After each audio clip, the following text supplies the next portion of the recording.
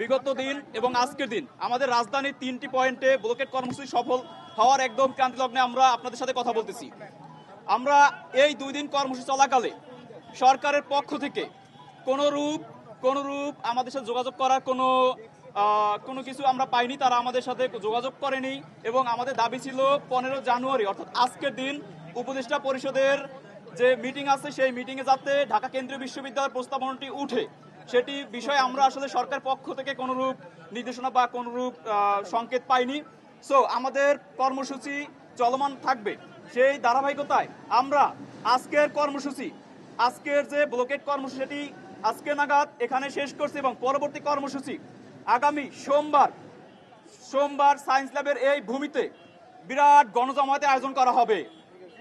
অধ্যাদেশের দাবি নিয়ে বিরাট গণজমায়েতের আয়োজন করা হবে এবং অধ্যাদেশ মঞ্চ এখানে স্থাপন করা হবে।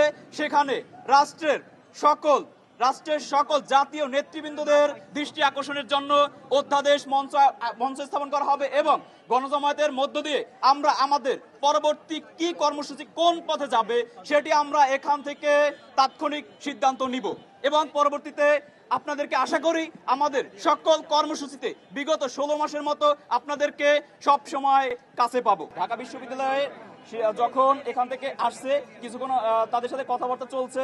আমাদের শিক্ষার্থীরা যেহেতু ব্লকেট কর্মসূচি চলমান রয়েছে, শিক্ষার্থীরা বন্ধুত্বপূর্ণ বা সৌহার্দ্যপূর্ণভাবে তাদের সাথে কথা বলেছে।